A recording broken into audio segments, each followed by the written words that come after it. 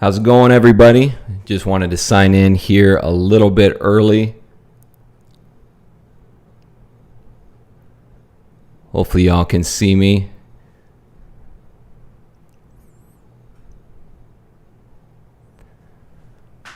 But like I said, I just wanted to get signed in a little bit early here, just to make sure that everything is up and running. Jake, how's it going, buddy?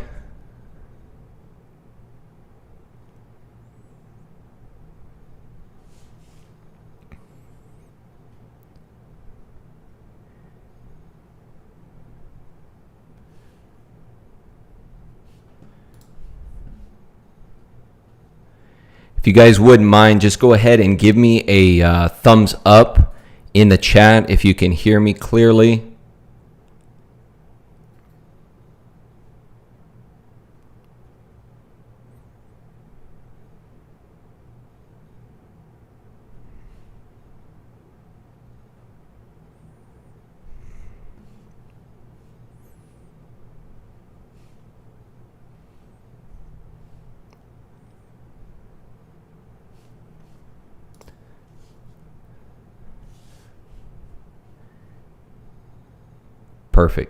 Perfect. All right, excellent. So we got about another minute or so before things really get rolling. But like I said, I just wanted to start by making sure everything was working properly. But it sounds like it is. So yeah, we'll get started here in about a minute or so. But just want to thank you guys that have joined in already. Today we're just going to be basically going over what you guys want to know about me, about my investing journey, collecting, YouTube, or just anything else that you guys are interested in knowing about yours truly. And I'm sure we'll have to work through some bugs today. This is a first live stream, so it will be interesting. Hey, and there's Jules joining in. What's up, buddy? How you doing today? Coming to us all the way from Canada. Thank you. I appreciate that. A little bit different than what I normally get, but I think it came out all right.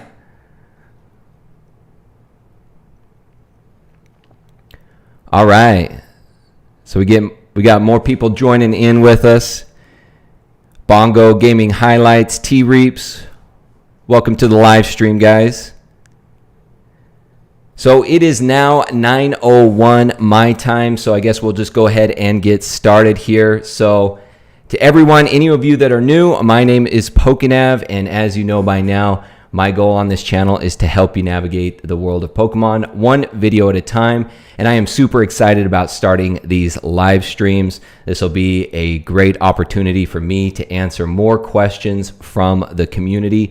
Now, each week we're going to have a different topic. So for this week, our overarching topic is going to be get to know PokeNav. So basically, you guys can ask me questions about my investing journey, collecting, YouTube, or anything else that you guys are interested in knowing about me.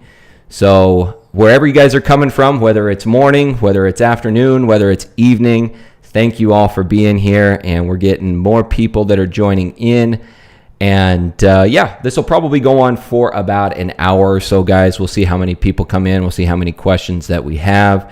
And yeah, we'll just kind of go from there and see what you guys have to ask. So let's see here. Who else is joining in? We got Rasho. Thanks, buddy. Said the haircut looks slick. Well, you see, today we have family pictures, so I actually had to primp up a little bit for those pictures. Otherwise, my wife would not be happy. So anytime that you got a picture going up on the wall, you got to look good. And we got Team Rocket Thumb, first live hype. Yep, I don't know how much hype there was, but it's definitely hype for me. First time ever doing anything like this, so hopefully all goes well. We got Gas134. I know who you are. Thanks for joining in. Andy Pan, hello to you as well. So let's just go ahead and jump into any questions that we've got coming in. So from Bongo Gaming Highlights, expectations for Vivid Voltage. And there's my good buddy Matt Arona. Hey, what's going on, man? Good to see you here. So my expectations for Vivid Voltage, I think all in all, pretty decent set. Obviously, the big chase cards are going to be those Pikachus, Pikachu V, Pikachu V Max. Right now, already on the open market, the Japanese versions, which is Shocking Volt Tackle, Amazing Volt Tackle, whatever you want to call it. Those are already going for about $100 online. And as you know, in the beginning, those cards are obviously going to go for a big premium versus, maybe 2 months, 3 months from now. So I think overall, Vivid Voltage, a pretty good set. They also have that Alakazam in there, which I'm really excited for. I think that's a really cool card. And I've said it before, I really like the Pikachu in Vivid Voltage because it reminds me of the chunky Pikachu from back in the day. You guys probably remember the chunky Pikachu from the anime, from the original anime, and it does give me a lot of reminiscence of that. So I think all in all, it should be a pretty decent set. It's going to be our last set of the year. For Pokemon, at least as far as we know. And I think it'll be a good way to round out the year. Pretty decent set. Also, it's not going to have that many cards. I don't remember the total cards in the set, but it's not a huge set. I've also said before that I like sets that have, smaller card counts in them, a little more attainable if you want to complete a master set. So I think that all in all, I think Vivid Voltage will be pretty good. It's got decent cards in there. As far as long-term value, it'll be hard to say. I don't think that there's really anything in there that's going to, that really stands out as far as long-term value. But we'll wait and see on that. We'll see what, or maybe around this time next year, what we've got. And as you know, in this day and age with reprints, we've seen it with Hidden Fates, which reprints really haven't affected Hidden Fates.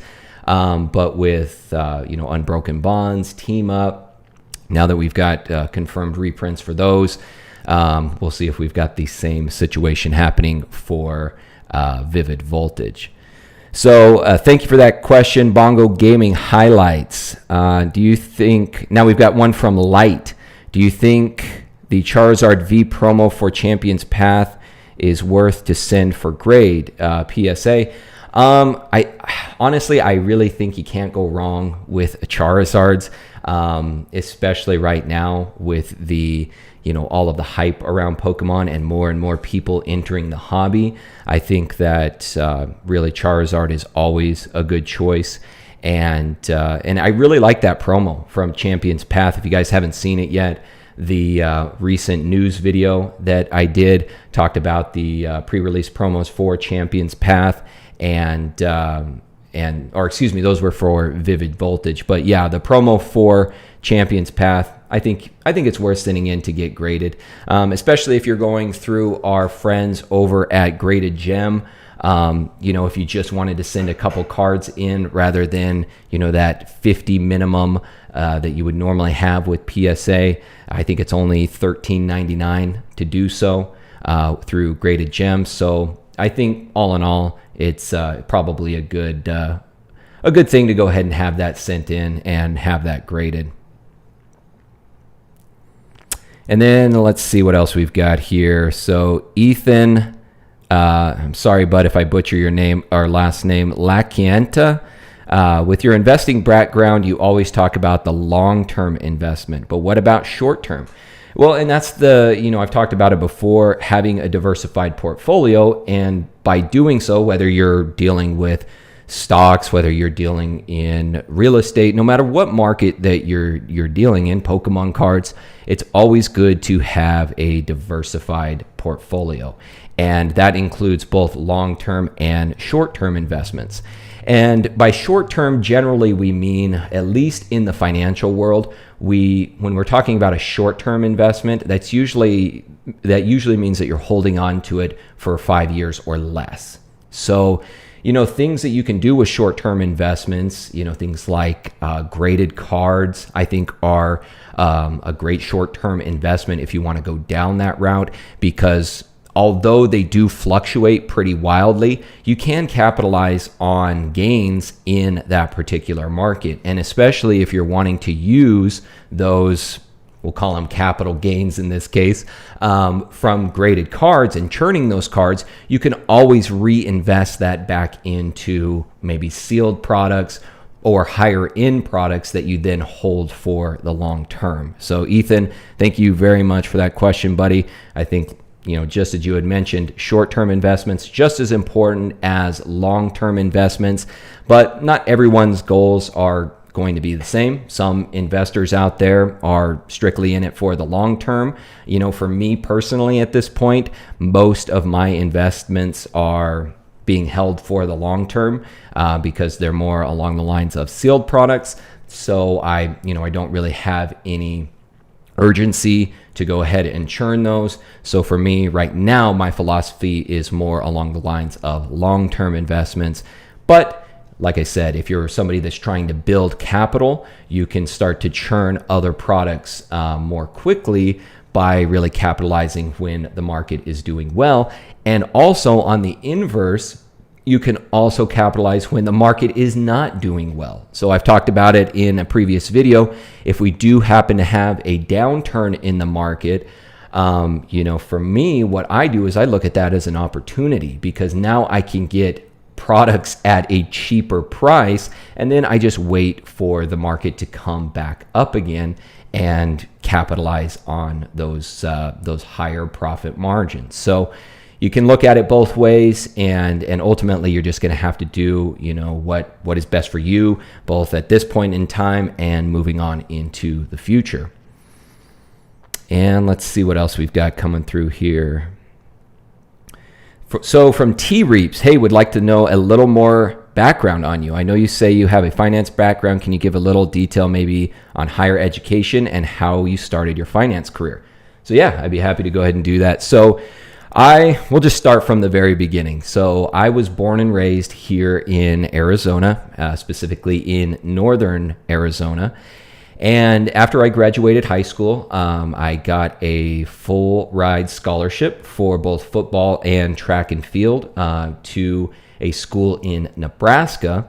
And so I went to school there, and I actually started out as my undergrad was actually in biology. I actually had the plans on becoming a physical therapist and going down that route.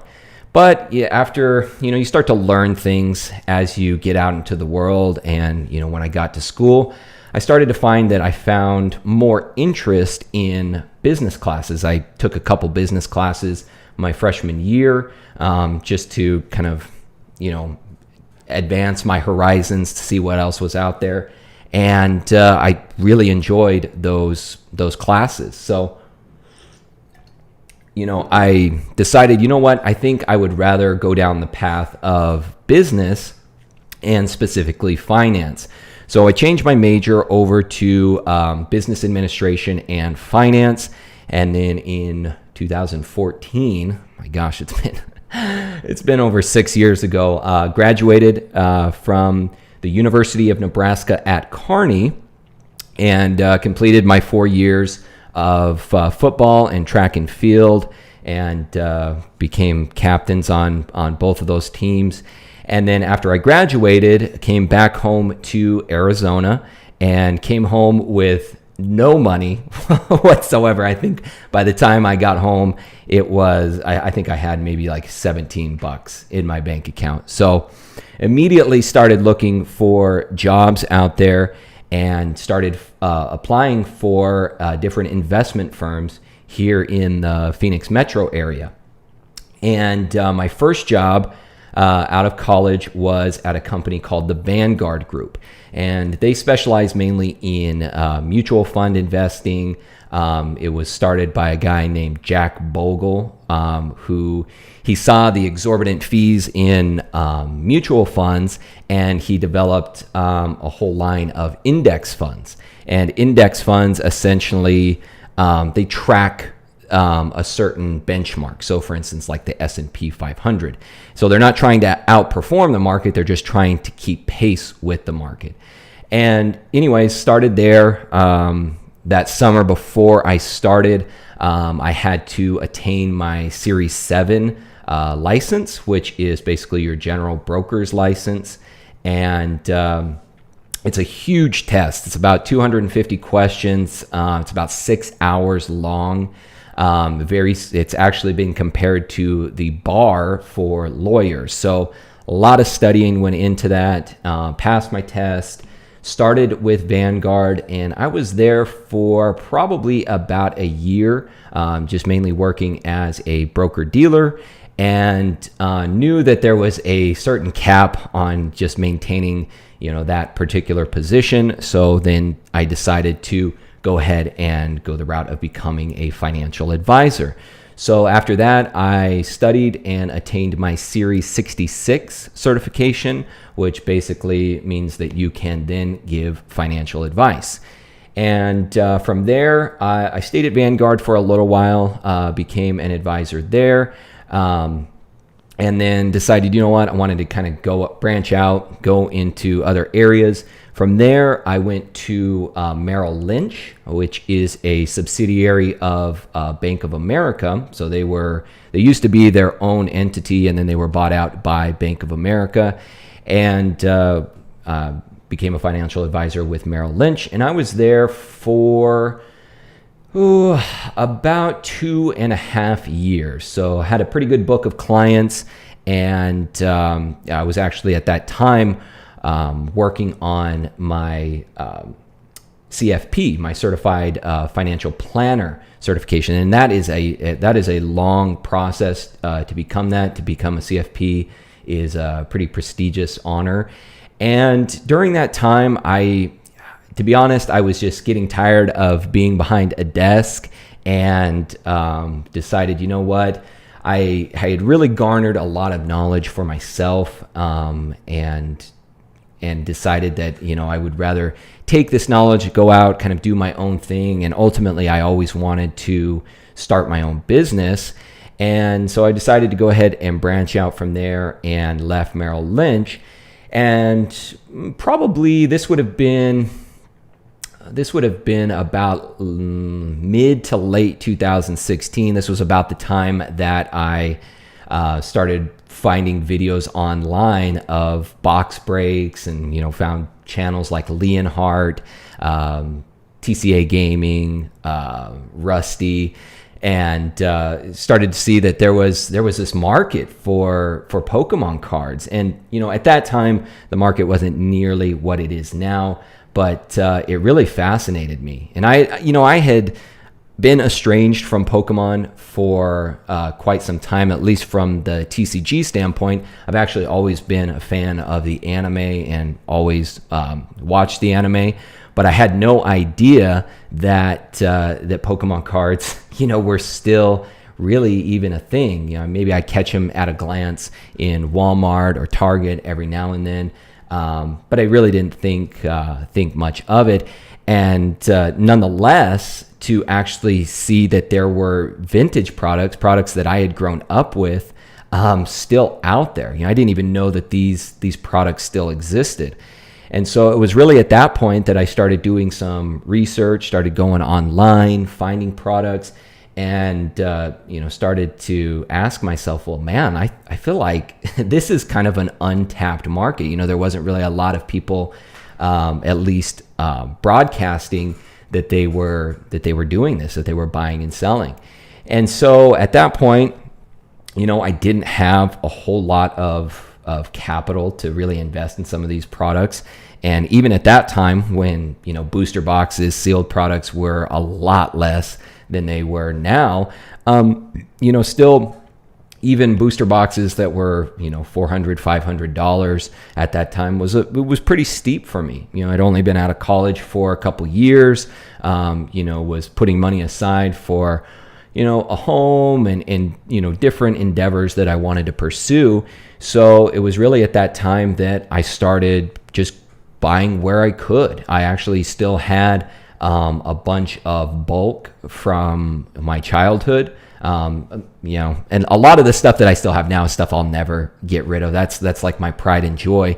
But I decided, you know what, I'm just going to take this and I'm going to see what I can do with it. And started learning about, grading, started learning about PSA and Beckett, and just started doing more and more research. And that's where I started. I just started with what I had, started grading cards, started, selling those. I found that there was a pretty thriving market here in the Phoenix metro area, and just started doing, selling over Facebook Marketplace and other social media platforms, and then doing a little bit online as well, a little bit through eBay, and just started building up capital from there.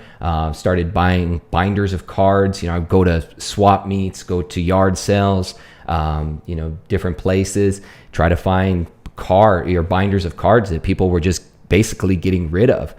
Going to card shops too. A lot of card shops had a lot of old bulk, and I would just go through and try to find cards that I thought were in decent condition, and I would just hop on to eBay.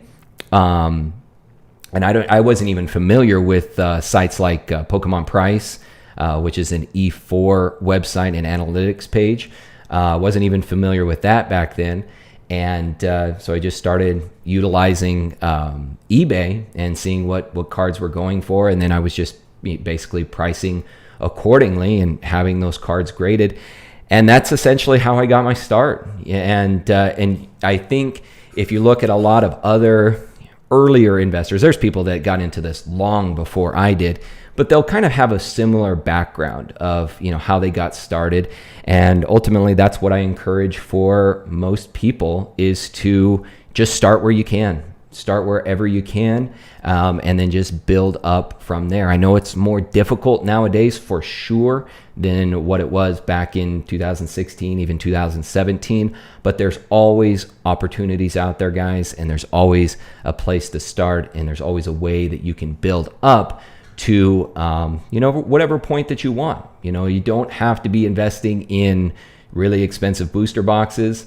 You don't have to be investing in really expensive graded cards, and you can just go whichever route that you want and just follow the opportunities.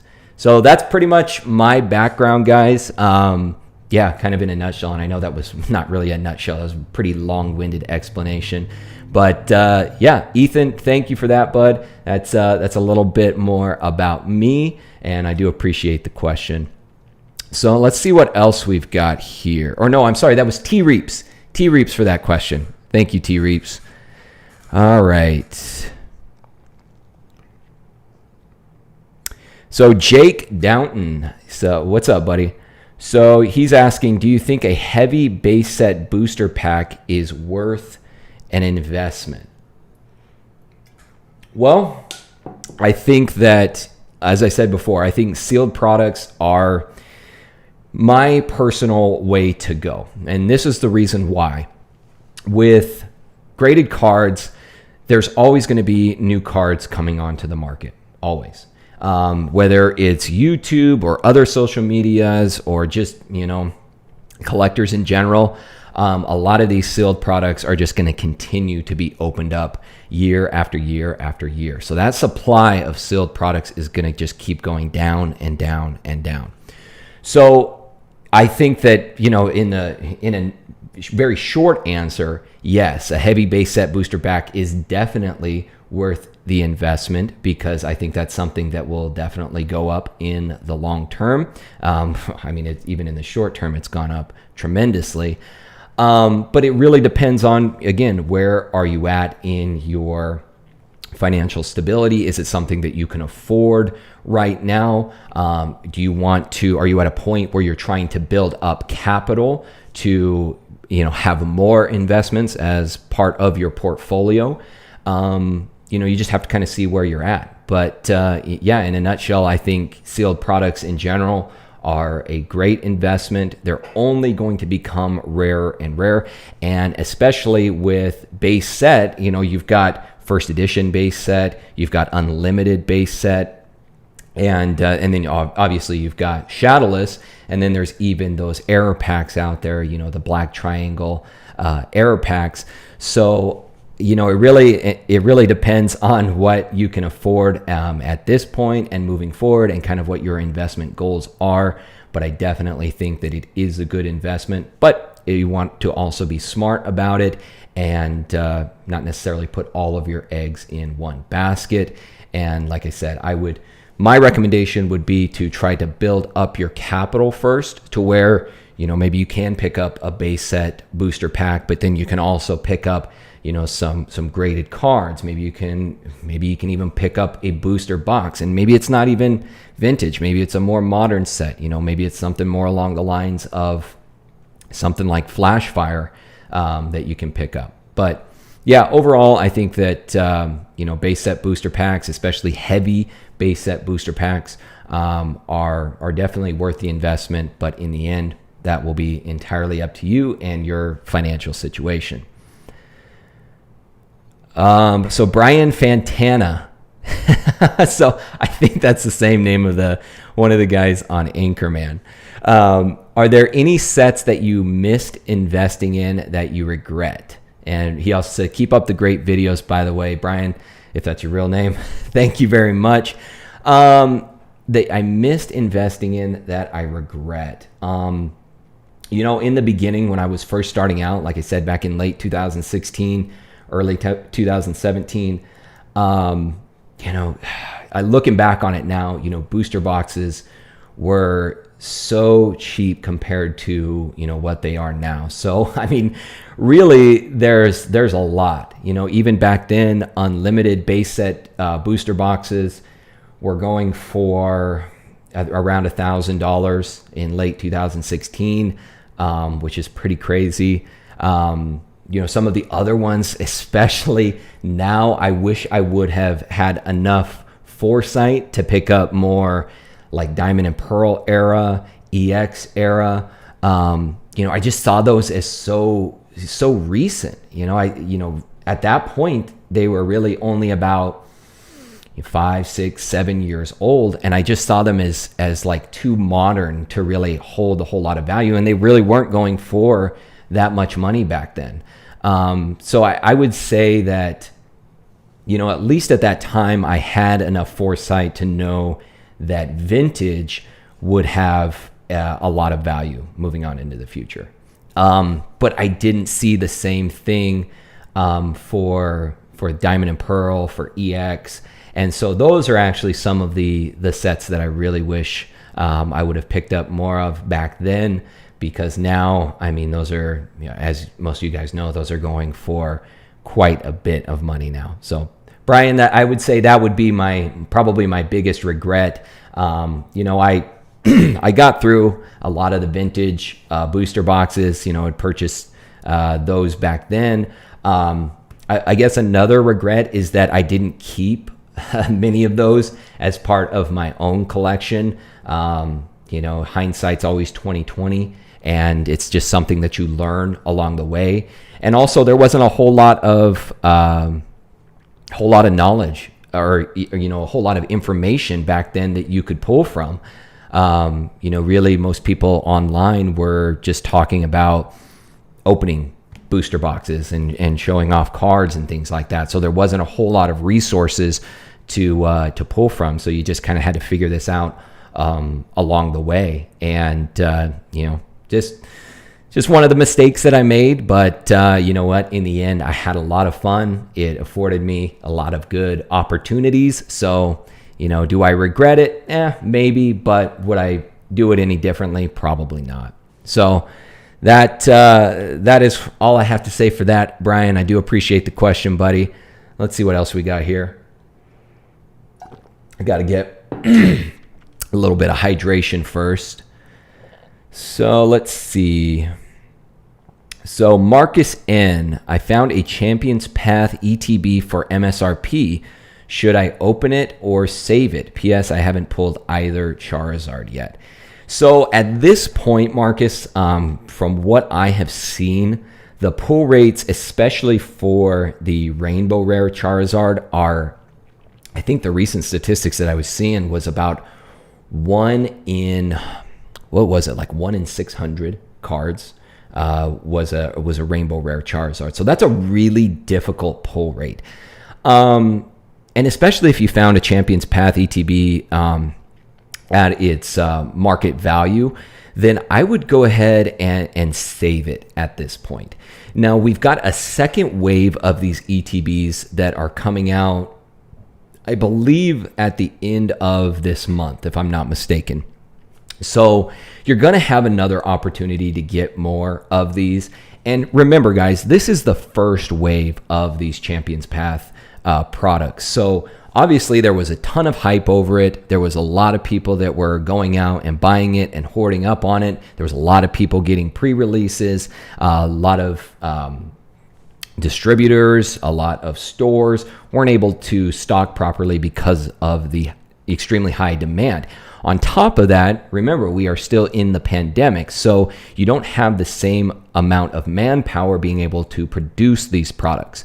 So I think personally that we are going to see a lot more of Champions Path products coming out in the near future, especially probably near the end of this month. And my guess is that when we get into November and around Black Friday, probably going to find these products. If you guys remember, I know that might seem strange for me to say, but if you remember with Hidden Fates, when Hidden Fates came out around Thanksgiving of that year, we actually had Black Friday sales. Those same Hidden Fates tins, I remember those being on sale for Black Friday for like $10. So even a set as big as Hidden Fates, there is, there's still the ability to get those products later on. So at this point, I would go ahead and, save it since you got it at MSRP. And then, when we start to see more of these products coming out in the future, then maybe go ahead and give those an open as long as, the supply is still out there. But again, that's just my opinion. I don't know for sure if we're going to see a whole, another wave or if the store shelves will be fully stocked. So it's definitely something to consider. But yeah, that's just my opinion on that matter. So let's see what else we've got here. Light, again, do you think GX Tag Team Alter Arts are a good investment? I have some. I don't know. It's not better to trade them for some Zard still products. I mean, promo Zard from ETB.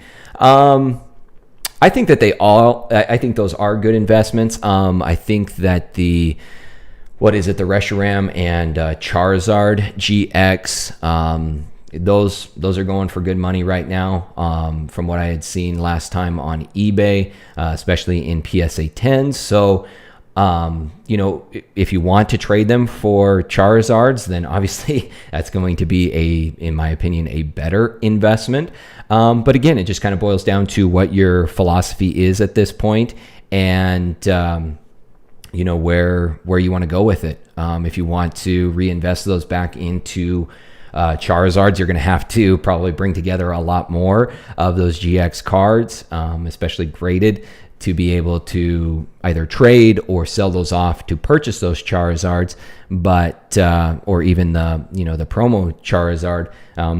Really, it's just kind of your own personal philosophy on that one. Or you can hold on to those GX cards for the long term and just allow those to increase in value, which I think that they will. All right, let's see what else we've got going on here. Try to get to... All right, so from Andy Pan, what got you into or back into Pokemon? Well, like I said, I've always been in Pokemon in one way or another. So I started with red and blue back in the day, so probably around 1998. Started playing red and blue, got into the cards, really got out of the cards, and this is probably something that you guys hear quite often from a lot of people, especially people around my age. They had a somewhat of a hiatus between probably around like 2002, 2003 until, for many, maybe even all the way until 2015, 2016.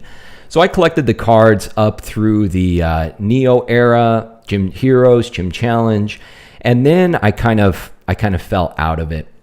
But even so, during that time, I still watched the anime, and I watched the anime basically through the whole second generation. And then I kind of fell off of that as well. Kind of got more into, I think it's like the natural progression, especially for younger boys that grew up during that time, is from there I kind of graduated to Dragon Ball Z, and watched Dragon Ball Z for the longest time. And basically probably through high school at that point, I was more into Dragon Ball Z.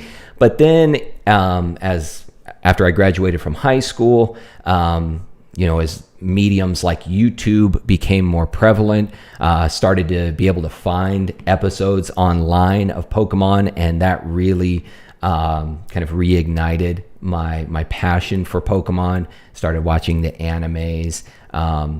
But I would say that for the TCG, it was probably, like I said, that moment in 2016 where, I was coming across vintage products and started to see that, wow, like there's a market out there. And also just the sense of nostalgia that it brought me of seeing these products. And I have to say, guys, and I'm sure a lot of you out there are the same way. Having those cards in your hand, and if you're the type of person that breaks open sealed products or sealed packs, that smell that you get, it literally sends you right back to 1999, 2000, 2001, whatever year that those cards came out. It sends you right back. So once I started getting those products, it just immediately brought that nostalgia back, and I was hooked at that point. And I never thought about actually broadcasting any of this. It was just kind of something that I kept to myself. And through different circumstances this year that happened, it finally kind of pushed me to want to kind of share that passion, that enjoyment, that nostalgia. And also, some of the knowledge that I had gained over the years in investing and collecting, I wanted to be able to share that with other people as well. So I know that's kind of a long-winded explanation as well, but it was, I would say, what really got me back into it was seeing those vintage products back, around 4-5 years ago. I would say that would be it. So let's see what else. So Lindsay Riggy, I wonder who that is. So she asks, if you were a Pokemon, which one would you be? Well, I think I would say, obviously my favorite Pokemon of all time is Mewtwo. And the reason being, I've talked about this in a previous video, is I really like the backstory on Mewtwo, and I love sort of the philosophy behind that Pokemon of how he came into the world and really didn't have a purpose. He didn't know what his purpose was, and he sort of, created that purpose for himself, and, found that, it didn't matter if he was a cloned Pokemon or a Pokemon of natural origin, I guess you could say, that, it was, he had the gift of life. And that's all that really mattered in the end. No matter how you come into this world, no matter what circumstances befall you, from the time you're little through the rest of your life, the gift of life itself is what's most important, and it's what you do with that gift of life that determines who you are. And that is right from the quote from Pokemon, the first movie. But I don't know. I think I resonate more with Mewtwo myself. But if I could be any particular Pokemon, that is a tough one. I think I would probably be, which is funny, but I think I would rather be Ditto. Honestly, Ditto I think would be awesome because not only are you one Pokemon, but you can become any Pokemon. So I think Ditto, I guess, would be the Pokemon I would choose to be because I could be any Pokemon that I wanted. So thanks, Lindsay, for that. Appreciate that question. Let's see what else we got here. Oh, Pokenomics is in the house. What's up, guys? So let's see what we got going on here. Rainbow Rare VMAX Charizard so far is more like 1 in 250. Okay, so it has changed. And Jake and Rafi, if you guys have not checked out Pokenomics, definitely go ahead and do so. These guys are awesome. They were one of the first channels actually that I finally came across that was putting out, good information on Pokemon investing, collecting, and really helping people out. So, and this is according to people who opened about 1,000 packs. So better odds than what was previously thought. So, hey, that's good news for everybody. But yeah, like they said, may not be enough of a sample size to know for sure. Obviously, 1,000 packs compared to all of the packs that are out there is definitely a smaller ratio. He also says there are only 5 Rainbow Rares in the set versus the 13 in Burning Shadows, and it seems Rainbow pull rate is about even, so 2.6 times easier to pull. So there you go. If with that being the case, and we'll, as Pokenomics is illustrating here, the more product that we have open, the better statistics we will have on pull rates and things like that. And I tell you guys, that's one of the difficulties with modern and ultra modern products. And I would say the difficulty in providing advice on long-term investments and really anything in general is we don't necessarily have the same kind of data that we do with vintage products. And even with vintage, that data is still in flux and it can change wildly. But definitely with modern and ultra modern, we just don't know as much and we don't have as much data. But in this case, with the pull rates, the more products that we have opened, over the next few months, we'll know exactly, what the pull rates are on that Charizard, the Hyper Rare Charizard VMAX, and then the Rainbow Rare Charizard VMAX, as well as the Shiny Charizard V. We'll have better information on that as we move forward. But again, like I said, in general with modern and ultra modern, it is more difficult to provide sound statistics and data because it's relatively new. And as I've said before, and maybe Pokenomics might concur with this, is that in my opinion, modern and ultra modern is heavily propped up by the vintage market. So, I explained in my previous video that I think if we do have a downturn in the market with vintage, you'll see that affected. But I think even more so, modern and ultra modern will be more heavily affected because much of that, I believe, in my opinion, is propped up by the vintage market. So there we go. Pokenomics, thanks for that, fellas. Appreciate you guys being here. Let's see. We got one from Levi. Hey, PokeNav, I have 6 hidden Fates tins. What's your opinion on keeping sealed or cracking open? It just kind of depends, I think. If you've got tins from their original release, what I have found, and this is simply just anecdotal, I have found that the pull rates on those original tins are better than the reprinted tins. And again, this is just anecdotal. There's nothing necessarily to really back this up.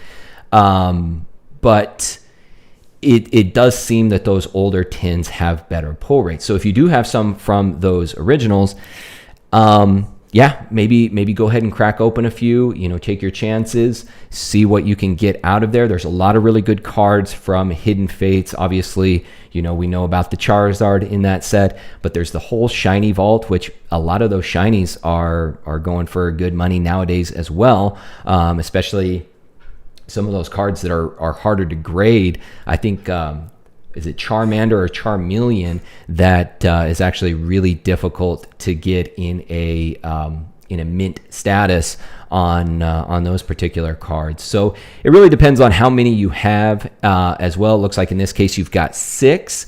So if you've got some from those original releases, I would say maybe go ahead and crack open a couple of them. We do have the reprinted tins. I still have yet to get those reprinted tins from my distributor. I think he had promised me 6 or 7 of the reprinted tins, and he hasn't even gotten them yet. So I'm still waiting on my reprinted tins. I believe they were supposed to come out middle of this last month. So they may be a little backlogged. Maybe Pokemon's waiting to put them out a little bit later. I'm not too sure. So we do have those reprints coming out, so you can always pick up some more. Now they're going to be in much more limited supply, so that's another thing that you have to take into consideration there as well. So, all in all, it's not an easy answer. What you do have going for you is you do have 6, so you've got, you don't just have 2. Where in that case, I would say maybe open 1 and keep 1 sealed. But you do have 6, so you can take a little more chance, I think, by maybe breaking open a couple of those, especially if they are originals. So Levi, I appreciate that question, my friend. Let's see. What else do we got here? Do you plan to visit the Kanto region? Oh, so I think you're referring to the pictures back up here. Yeah, I plan on getting all of the regions in the studio. These pictures that I found, actually I have to give credit to my wife in that regard. She's actually the one that found them. You guys can actually find these on Etsy. There's a really amazing artist that creates these on Etsy, and she does an amazing job, even sends a handwritten note when you receive your products. So you can find these on Etsy. But yeah, I plan on completing all of the regions. And they also have a lot of cool other landmarks on there as well. So there's one from, greetings from Cinnabar Island, Mount Moon, all those different places. And for me, Kanto and Johto, probably because I'm an OG Generation 1 person, Kanto and Johto are my favorite regions. So I definitely plan on getting a lot of different landmarks from there, and then just having those, those different posters around the studio, because ultimately that's my goal, is to really curate the studio to where it feels kind of like it has more of that travel theme, navigation theme, things like that. And that's one other thing that I want to make mention here today on the live stream is, if any of you ever, if any of you are artists, if any of you have some cool things that you would want to potentially be displayed here in the studio and in videos, feel free to go ahead and send those my way. I would love to receive fan art from any of you guys.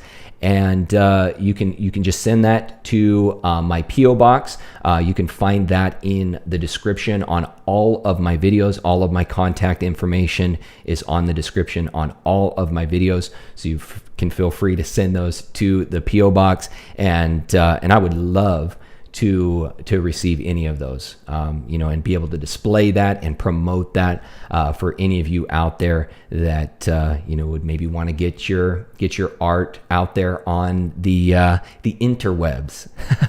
So yeah, definitely going to be visiting Kanto, that's for sure. Let's see what else we got going on here in the chat. So here we got Isaac. Hey man, I was wondering how you determine what a good card to invest in would be. Also, how do you predict which cards will increase in value soon. So this is kind of a multifaceted question. As far as what a good card to invest in, I've explained in previous videos, a lot of my philosophy, I try to focus on what I perceive as undervalued cards.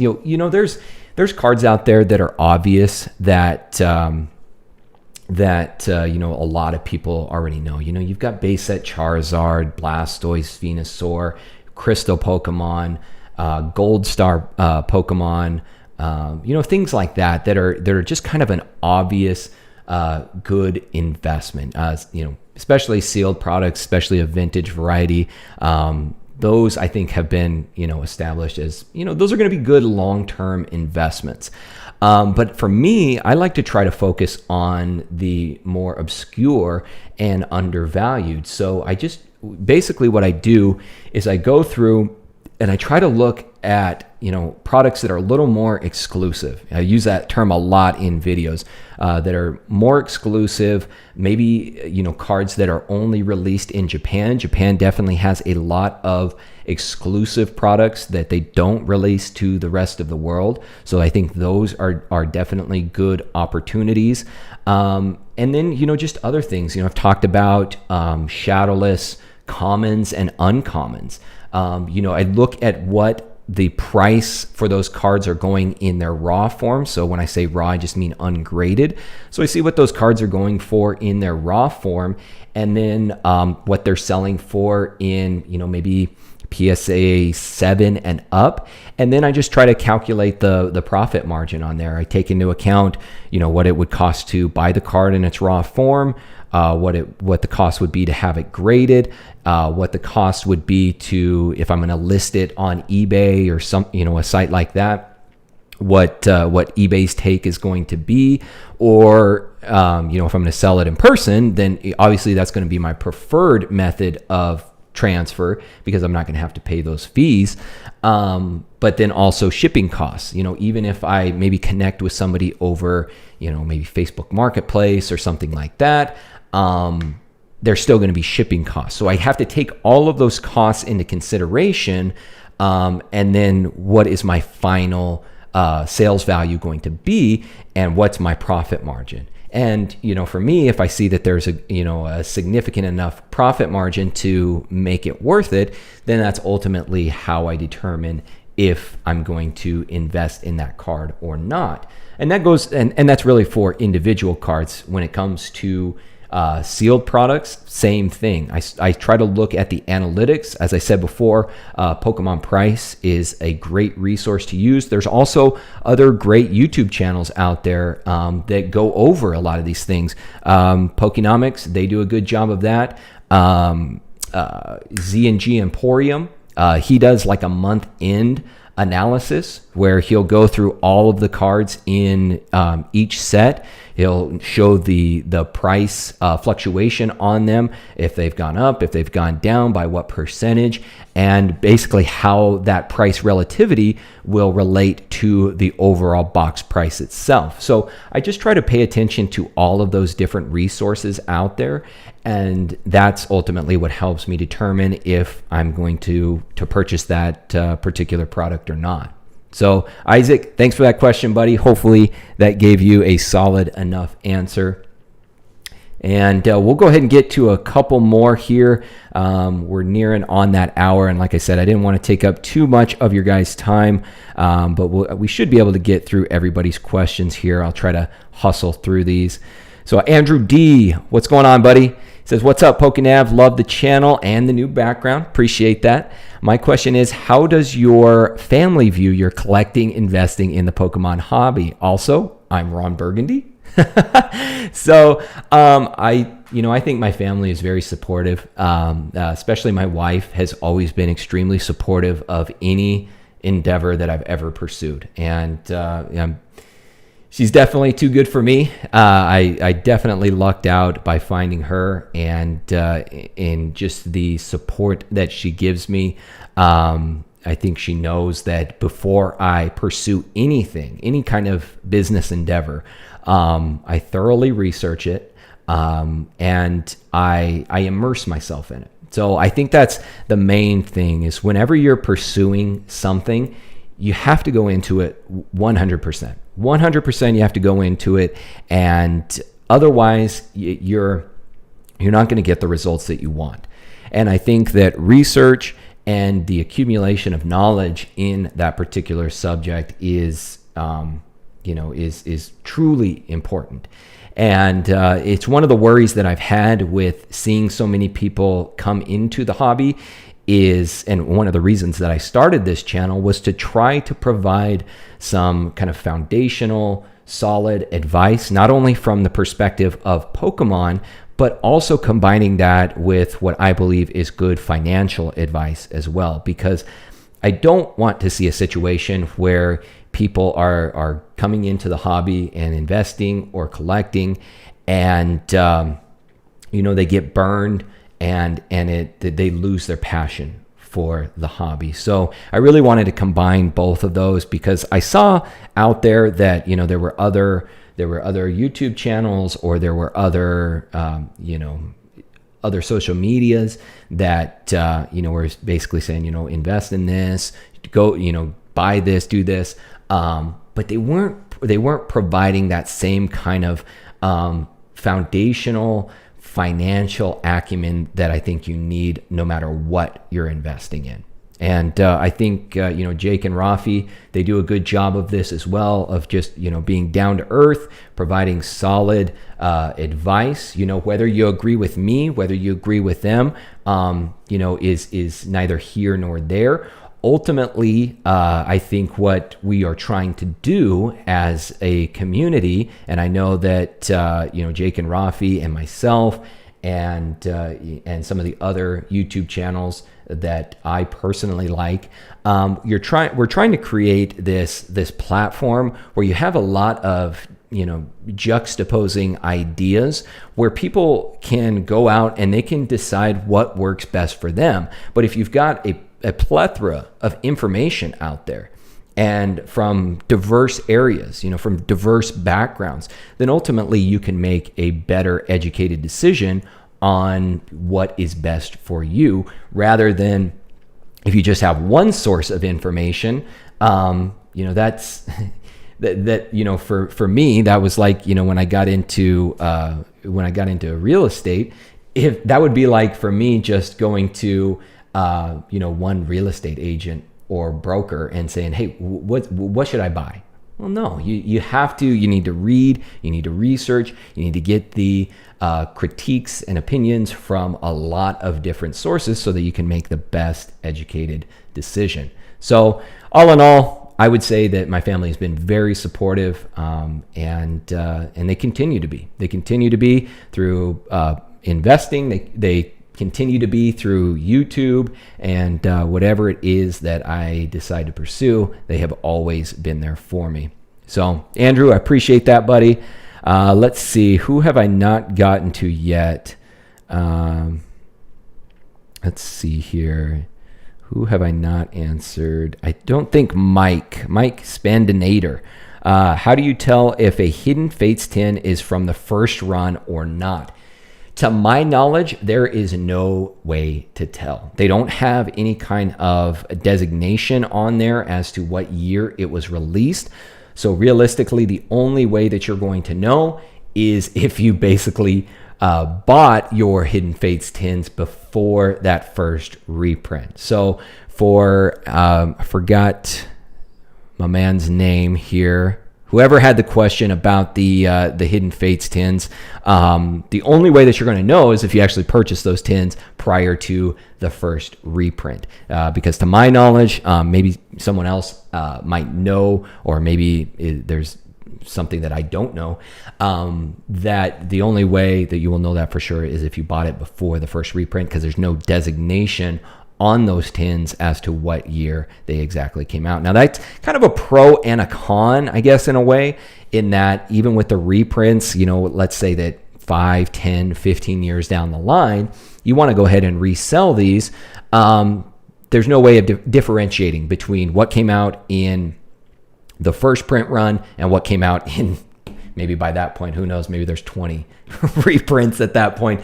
Nobody's going to really know the difference unless Pokemon decides that they want to put that designation on the tin itself. So that may help you out. But at the same time, as far as, pull rates, from, like I said, what I found out anecdotally, you won't know unless you know for sure that you purchased that before the first reprint. So appreciate that question, my man. Let's see what else we've got here. Let's see. Jake and Rafi actually have a question. What types of Pokemon card products do you hope are released in the future? Do you like the current state of Modern overall, and how would you improve upon it? I actually was discussing this, I believe, just last night. As many of you know, I'm a big fan of evolutions, both from, I believe, a long-term investment standpoint, but also from a price relativity standpoint.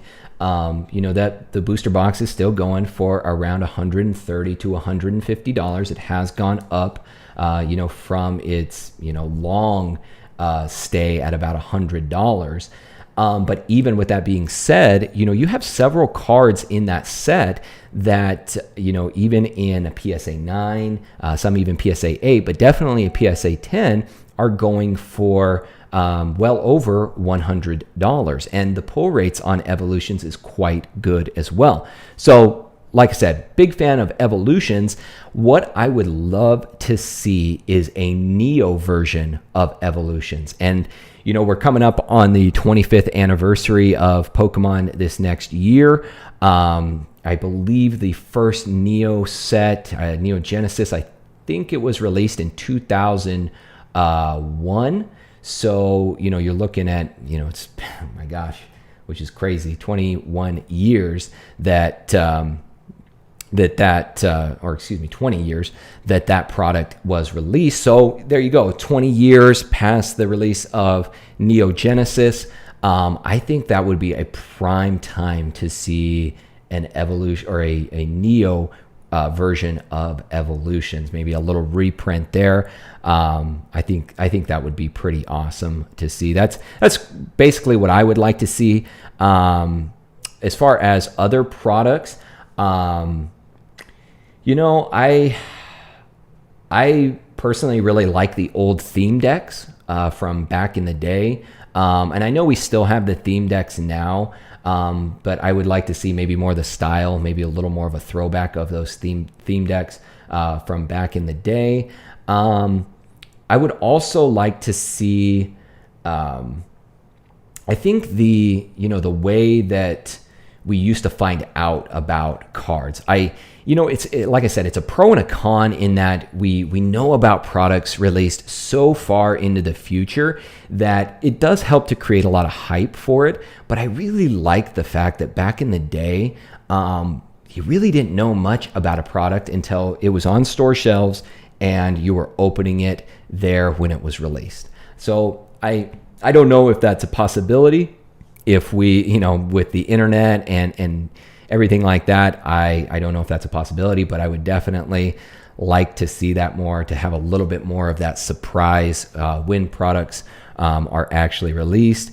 As far as the current state of Modern overall, I think personally that, and I've heard a lot of people echo this sentiment as well. Modern, I think, is definitely being propped up by vintage, and I think that prices for many modern and especially ultra modern products are pretty inflated, in my opinion. The fact that you do have modern cards, even modern Charizards, some of them going for more than vintage Charizards.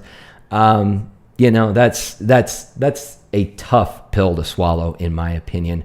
And I think that Pokemon as a company is doing their part to try to bring some of this down. I think that's why you're seeing reprints with sets like Hidden Fates. You're seeing reprints for a team up, Unbroken Bonds.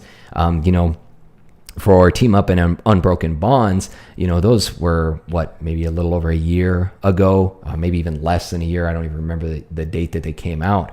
Those booster boxes were going for like $250 or more. So I saw some even going for like $300 or more for a very new set. And to me, that's not necessarily a sign of a healthy market.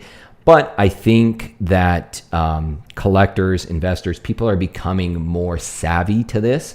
And ultimately, if people aren't willing to pay the price on that premium that many sellers are charging, they have no choice but to bring their prices down. And I think Pokemon is intervening and trying to assist in that by having these reprints, so that. And in the end, guys, I mean, if you think about it, I think Pokemon's ultimate priority is for the people who actually play the game.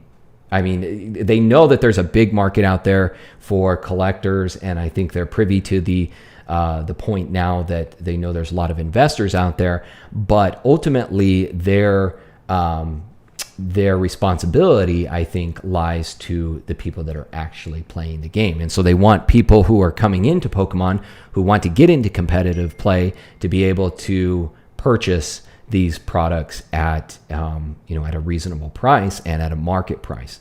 So I think overall it's going through its infancy right now with modern and ultra modern, but I think a lot of people are becoming privy to what a reasonable price is for these products.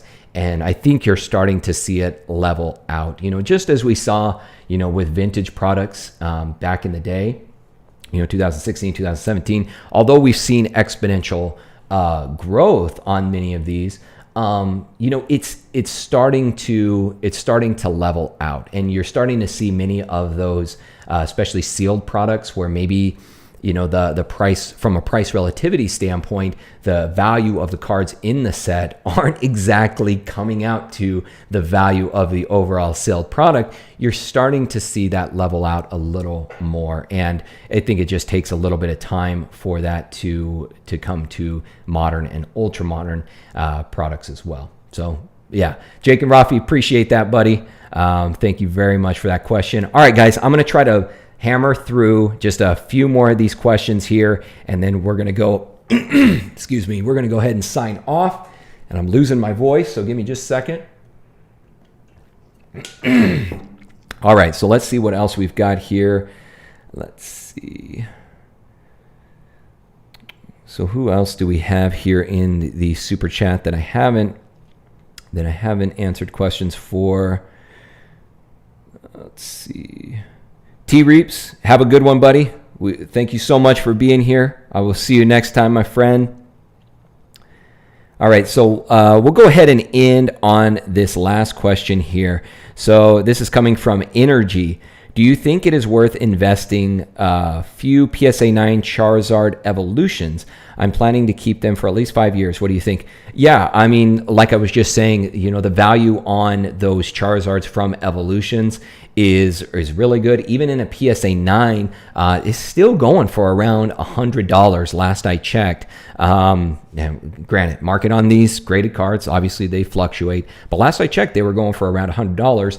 And like I said, guys, from a price relativity standpoint, the fact that you can purchase a booster box now, and there's probably still places out there that you could get an Evolutions booster box for probably still around that $100 mark. And the pull rates on it are really good.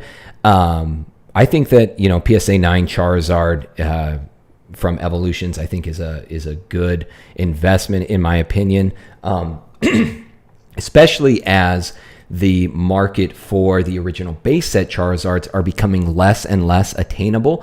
I think that you're going to start to see people kind of go down that hierarchy of trying to include cards like this in their collection. So maybe, really first edition base set Charizard, out of the question for most people. Shadowless, probably out of the question for most people. Unlimited, maybe a more attainable for many. And then, from there you go to Japanese, and Japanese, you can kind of open up that market to more people because it is a lot less expensive. And then you also have evolutions. So kind of, I think as each of those starts to price more and more people out, collectors and investors are going to then turn to other products as well. So maybe they'll go down the tier of grades. So maybe no longer is PSA 10s attainable. So then they're going to go to PSA 9s, PSA 8s, 7s, 6, down from there in each of those respective categories. But I think that also you're going to see people move on to evolutions because it's going to give them a similar nostalgic feel. And, I think PSA 9 is still a good investment there. I think anything below PSA 9 right now, at least in evolutions, I don't know if it's necessarily a good investment now. But if you have cards in your possession, raw cards from evolutions that you want to get graded, then I would say definitely go ahead and do so, no matter what grade they come back, because at some time in the future, who knows, maybe even those PSA 7s, PSA 8s, Charizards from evolutions might be quite valuable. So let me see if there's any other questions here that I can get to really quickly, and then we'll go ahead and sign off here. Here, Nico, would you hold or sell a PSA 10 Hidden Fates Zard? I would go ahead and hold that one for right now, in my personal opinion. But again, Nico, it really depends on what your current situation is. Are you wanting to turn around and sell that to reinvest in other products? Or, do you basically have the capital to invest in those products, and you can just go ahead and hold on to that Hidden Fates Zard? Because a PSA 10, Hidden Fates Charizard, that's going for really good money right now. I think last I checked, what is that going for? I want to say 1,500. And that brings me to one other point, guys. I'm going to go ahead and get it figured out on the streaming, how I can share my screen. So in the future, we'll be able to go onto eBay, maybe check on sold listings and actually see what some of these are going for. I just have not been able to get it figured out just yet. And it may come down to where I need a second monitor to be able to run the live stream and be able to share my screen as well. So I would say for right now, in my opinion, I would go ahead and hold on to it. Let's see. Team Rocket Thumb, have a good one, my friend. Thank you so much for joining in. Jordan Kilgore, hey, thanks for stopping by, brother. Appreciate that. All right. And Nico, says about 2.2 thousand. So wow, that's pretty impressive. So guys, I think that's where we're going to go ahead and let off here for this first live stream. I just want to thank everybody for joining in today. Thank you so much for being here. I'm going to try to do these once a week. I'm going to try to do these every Saturday if I can. And as I said, each week is going to have a different overall topic that we can discuss. But today you guys got to know a little bit more about me. Kind of got to see what I'm like in the real life, I guess you could say. A little bit more about my background, kind of what I bring to the hobby. And I just look forward to doing this more and more, guys. This community is growing more and more every day. And, the people that we do have on this live stream especially, but definitely a part of this community, are some extremely nice, kind-hearted people, and people that are ultimately just wanting to learn, to better themselves, and to better the community as a whole. So with that being said, guys, I will see you all next time. My name is PokeNav. I'm here to help you navigate the world of Pokemon one video at a time, and I will see you all next time.